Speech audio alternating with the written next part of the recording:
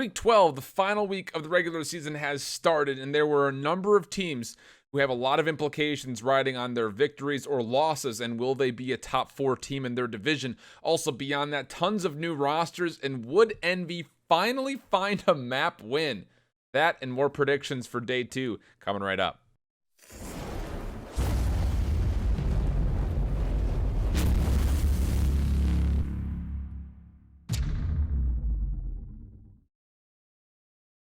Like we mentioned, the final week of the regular season is going to see 8 new teams from the week previous, a lot of which are really kind of using these next 4 games as a determinant of will they get into the top 4 of their division and be in the playoff bracket at Miami, or will they have to fight through the single elimination play-in bracket? We'll go ahead and dig things into my hold shift. Welcome back, all you Call of Duty fans. If you're not already subscribed to the channel, we're so close to 10,000 subs. I can feel it. If you're feeling that fuego, make sure you hit that sub button on the way through. But let's go ahead and dig into our matches. I am doing the graphics a little bit differently. You guys mentioned that you like the new layout, but would have liked to have seen the scores pop up individually as we talk about each of the maps. We will be doing that. It's going to take a lot more effort on my end, but hey, anything for you guys. So again, you're welcome. Starting off, Midnight versus Elevate, first match up. Start off on Hardpoint Seaside. Both teams are going to be featuring new rosters, as there were a lot of things changing. Of course, for Elevate, they'll be dealing with both Lacefield and Believe joining into the mix. And for Midnight, they get 3 new players in the form of Zaptius and Royalty from UYU, as well as Frosty from Enigma 6. And to start things on Seaside Hardpoint, there were a lot of weird things coming through. SMG patch is live. Grav is in. All the things are in. GKS would come through first, though, as Parasite would bust that out for Midnight. Double long barrel, double grip, and no scope on it whatsoever, and honestly, that didn't find much success. He did not stay on it for very long. There are also a number of role swaps I want to hit on before we talk about the actual match, as Zap and Royalty are still dedicated SMGs and Flex, but they've swapped specialists, so Zap is actually running the Ruin. And then there are also role swaps for Elevate, as M. Ruiz and Profizi have also swapped specialists, so M. Ruiz will be running the Ruin, and Profizi will be following up behind him. Really, for this one, though, only thing you need to know, it was kind of back and forth at first, but Midnight would start to earn streaks right in the mid portion of the first rotation. And beyond that, it was essentially all over from there. Even though there were some bad specialist moments for each of these teams, Elevate just did not look like they were ready to play. Midnight were winning a sloppy fight, but they were winning the fights more often than Elevate were. Seaside Hardpoint, very quick, 250 to 149, with very convincing total for Midnight, looking strong out the gate. We go to Search and Destroy for Gridlock. Very back and forth, again, through the first 4 rounds, offense for offense, offense for offense. And then Midnight would start running away with things as they would find 3 straight and set themselves at a 5-2 start. But Elevate bounced back. Not knowing how to say die, they would find 3 rounds in a row and get a couple of score streaks as well to try to close things out as they would go to round number 11.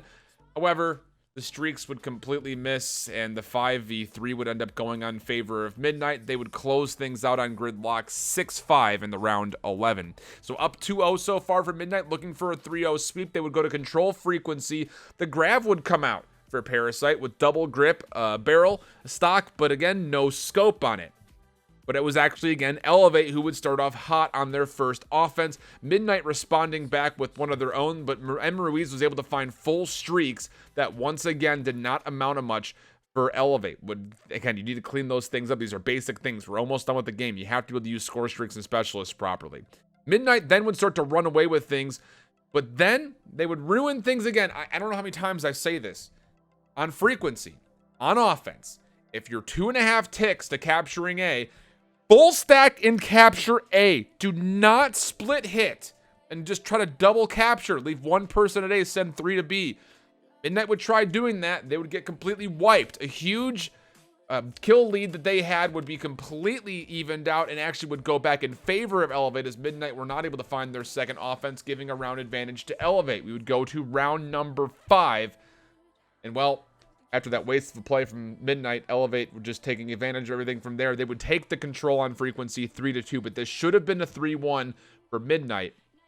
But again, stop split hitting Frequency offense points. It just doesn't work. It just doesn't. It doesn't matter how much you're out fragging.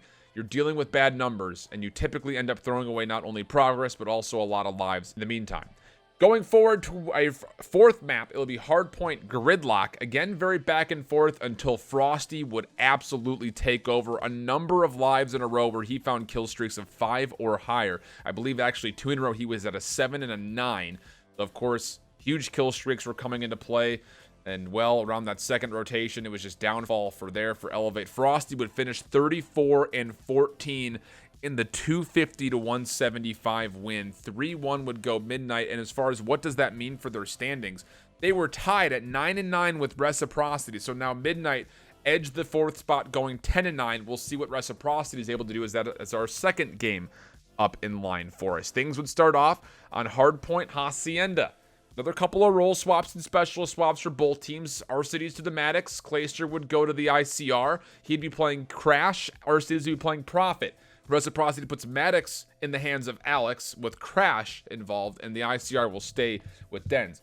However, though, throughout this entire map, it was eUnited that just looked cleaner, but it was a huge kill game for both teams. A lot of frags back and forth, just non-stop slaughter across the entire map. A very, very good hard point for both teams. I said we would get very high-thrilling games with these two teams. It would start off that way, but in favor of eUnited 250-201. SND, Arsenal will be the next one up. And again, we had worries about eUnited in their search and destroy, as they were not exactly strong during their time at Anaheim after they came off a very strong divisional and London was search and destroy. eUnited did not look like they fully improved or cleaned things up, but Abizi started to pop off late as this set was going very back and forth. He would end up earning a grab slam and finding a 3-piece with it, plus a 4th off the SOG. That would actually send things to a round 11 as Reciprocity was up 5-4 just before that.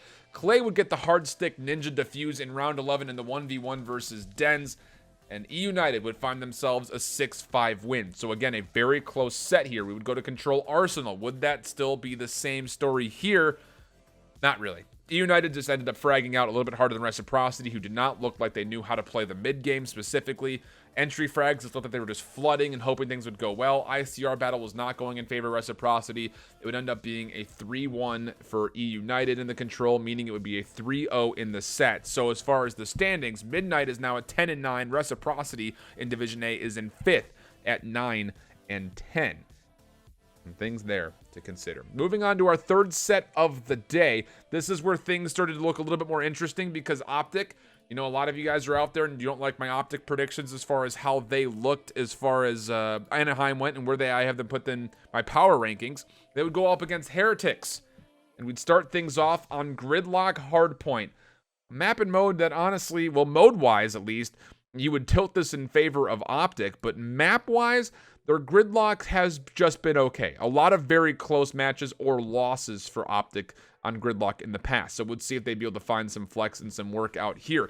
Vortex played pretty darn well, as again, Methods was playing the ICR or at least main AR role, and it was Vortex coming in, the Italian stallion, actually from Italy, as he would be jumping into the SOG role, the SMG role. Heretics were fighting with OpTic all the way through this one. All the way, back and forth, back and forth, back and forth, hill for hill, kill for kill, everything looking really solid, and honestly, big eye-opening moments across the entirety of this map for the side of Heretics. OpTic, though, were able to hold on just narrowly. It came down to one last hill and one last rotation on Gridlock, a 250 to 235. Arsenal search and destroy. Don't think it was going Heretics as far as how the Paladin battles were going. Dashy was not hitting as many shots as we're traditionally used to seeing him hit on a map like Arsenal, and just too many advantages. Vortex again playing very aggressively, just getting all up in there, and really did have a couple of great moments for Heretics. They would actually find the Arsenal search and destroy 6-3. We go to frequency, and well, this is the OpTic that we know and came to learn to love when it comes to how good they are at respawn. They would just flat out outslide Heretics across all 3 of the rounds that we saw in the frequency control.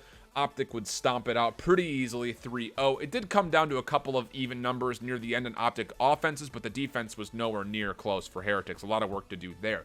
We'd stay on Heretics map tick, though, with the frequency and go to Hardpoint next. And this is where Heretics, again, started to look really, really scary. They would build themselves about a 60 to 70 point lead very early on in this one, and OpTic were fighting from behind nearly the entire time. A couple great moments for Heretics included some really good War Machine openings, and then following up with the Tempest to lock some players down. Big moments from Heretics, big plays like that kept them all the way in it, although score streaks were kind of being earned for both teams.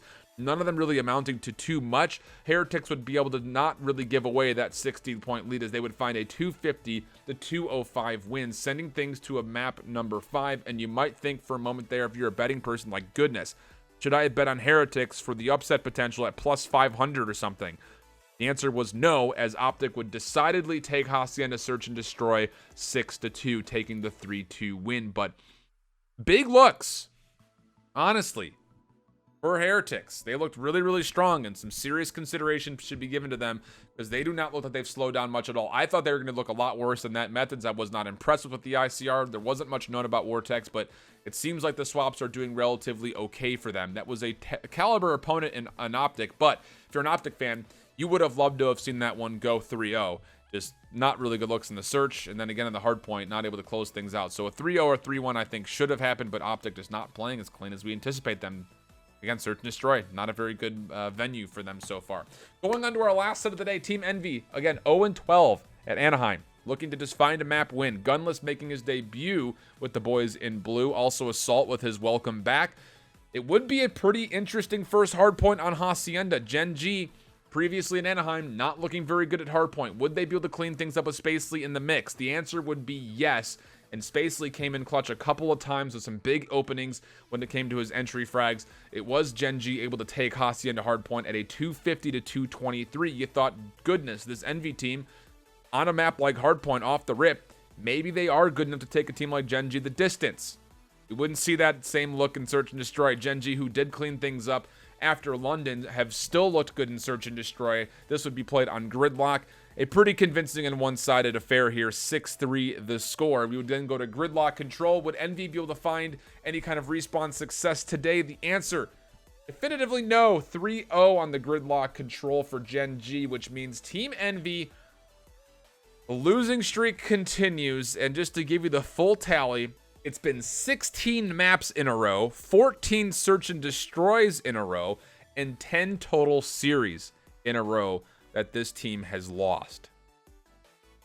Tough looks. Although I will say for Team Envy, not the worst case scenario. After you looked okay in the hard point, maybe there's something to build off of. Let's go into what we have going on for us really quickly in our head-to-head matchup. Heretics versus Midnight will be our first match tomorrow. And again, after their game 5, you have to be feeling pretty good about this Heretics team. For Midnight, though, again, these are just recent stats for this new roster. Looked very, very swell in their hard point specifically. And honestly, the control, they should have won at a 3-1 scoreline. So this Midnight team with a couple of execution calls going astray. Besides that, they looked very, very good all the way through. Yes, the round 11 versus Elevate was also a bit of a giveaway, as they were up 5-2 at one point in time. So for Midnight, looking clean, but honestly, this Elevate team, not super good. You have to be feeling that the advantage would go to the experience of Heretics in that one. We'll talk about it in our bookies breakdown as far as what our predictions look like.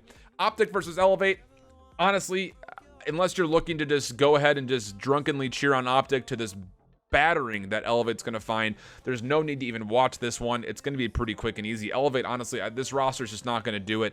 The best situation they might ever find themselves in is playing up against UYU. They might find a win there, but this team has not looked good so far.